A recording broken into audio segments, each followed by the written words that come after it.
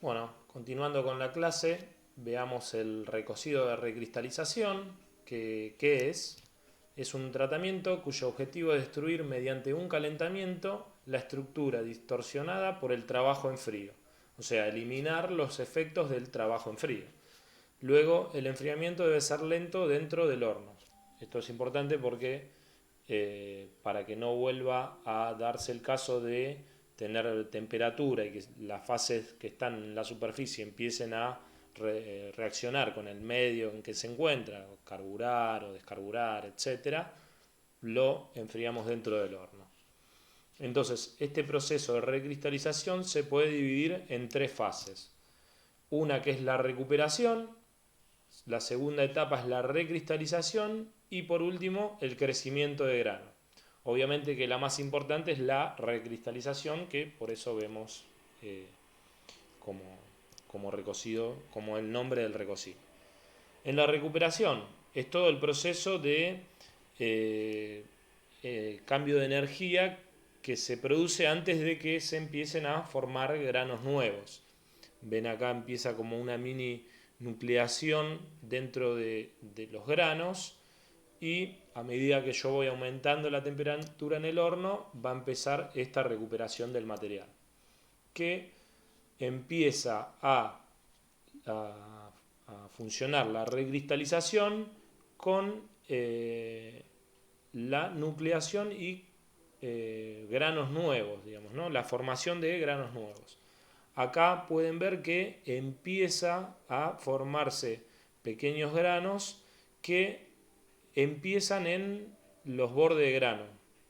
Empezamos por esa parte, en bordes de grano o en lugares donde haya vacancias, en lugares donde haya alguna impureza del material y demás, que ahí va a empezar a formarse esta recristalización y los crecimientos de grano van a ir apareciendo. Perdón, crecimiento no, nucleación de grano. Entonces, a partir de estos granos se van a ir desplazando todo el tema de dislocaciones, o sea, ya va a dejar de haber mucho movimiento en las dislocaciones, que eso se llama poligonización, digamos, ¿no? Este movimiento de las dislocaciones se llama poligonización. Bueno, y acá va a aparecer esta eliminación de esos defectos puntuales. Al haberse trabajado en frío y haberse deformado el material, esos efectos puntuales ya ahora van a retroceder gracias a esta temperatura y el acomodamiento de estos nuevos núcleos de granos. Entonces, esos granos pequeños ya se empiezan a formar y por último, la última etapa es el crecimiento de grano que influye en las propiedades del material para luego ser más dúctil, digamos, ¿no? Recuerden que acá vamos a mejorar todo el tema de propiedades mecánicas, tanto en la recristalización fuertemente y un poco con el tamaño de grano, que eso sí nos afecta las propiedades mecánicas del material, ¿no? Eh, entonces veamos este proceso, cómo va afectando en cada una de las etapas la resistencia de los materiales o propiedades mecánicas. Por ejemplo, acá cuando le aplicamos el trabajo en frío, ¿qué pasaba con las propiedades mecánicas? O sea, la ductilidad disminuía a medida que yo le aplicaba trabajo en frío y por lo tanto, la dureza y la resistencia mecánica iban aumentando. Ahora, en nuestro proceso de recocido de recristalización, vamos a empezar con la recuperación. En esta parte, fíjense que casi no hay cambio en las propiedades, sino que está preparándose previamente para la recristalización. Y acá comienza drásticamente este cambio en las propiedades, en estos granos nuevos que se están formando, en la desaparición de las dislocaciones. Entonces, en todos esos mecanismos vamos a ver que la dureza y la resistencia empiezan a bajar drásticamente y por ende la ductilidad empieza a aumentar, digamos, ¿no? Formando con el tamaño de grano, una vez que empieza a formarse, veamos acá en esta curva, pero a partir del crecimiento de grano, ya la curva se hace un poco más pausado el crecimiento, pero sigue existiendo. Por esto que hablaba de que el tamaño de grano afecta a las propiedades mecánicas. Y por ende, la dureza y la resistencia mecánica bajan. Ahora bien, acá vemos el mismo gráfico con los dibujos, o sea, con la metalografía de cada una de las partes, cómo es la estructura metalográfica, ¿no?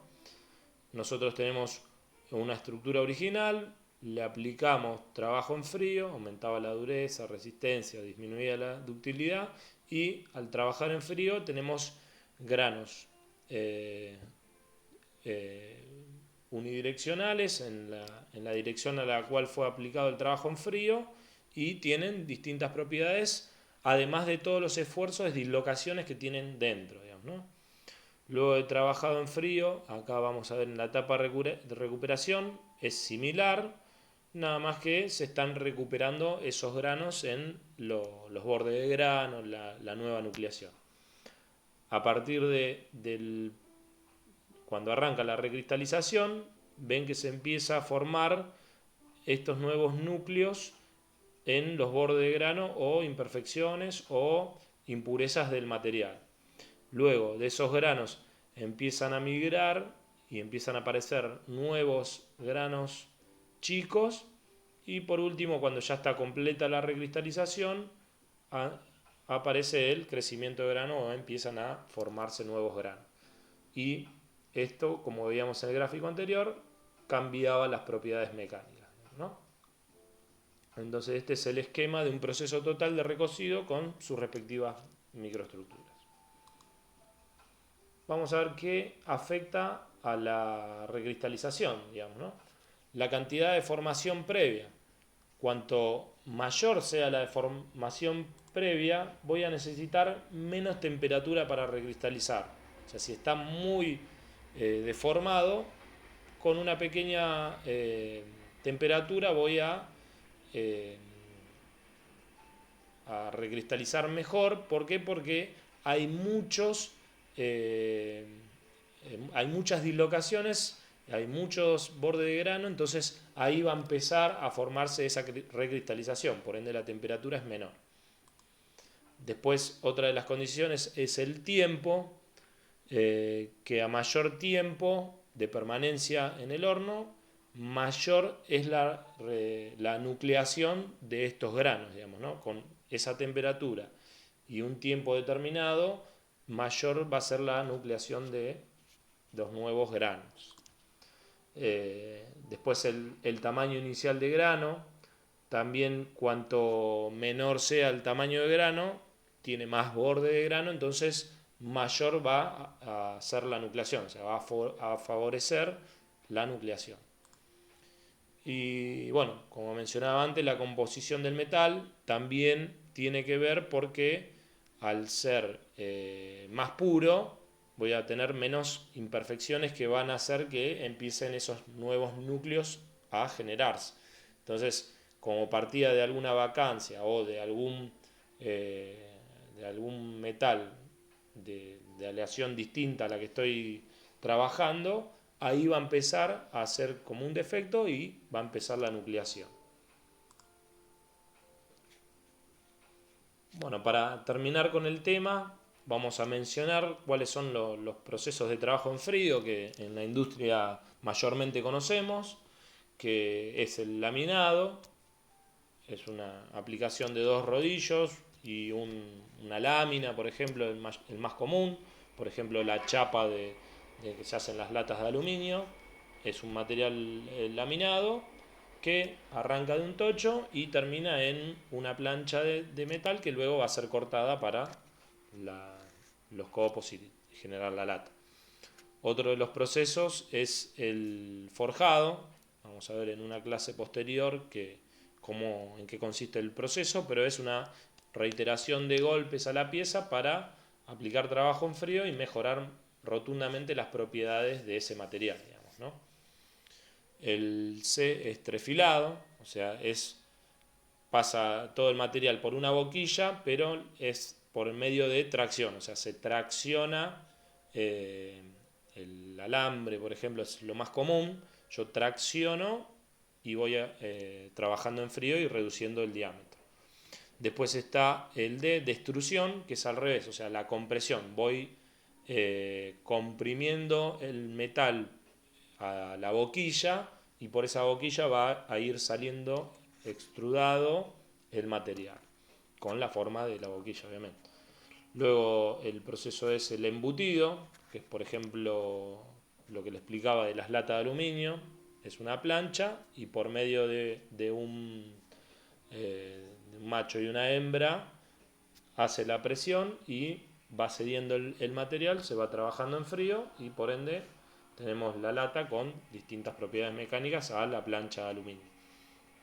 Después tenemos el F, que es el estirado, es una lancha amarrada a los costados que el émbolo de presión en este caso es hacia arriba y se va a ir deformando adoptando la forma de la tensión que tiene y de la matriz.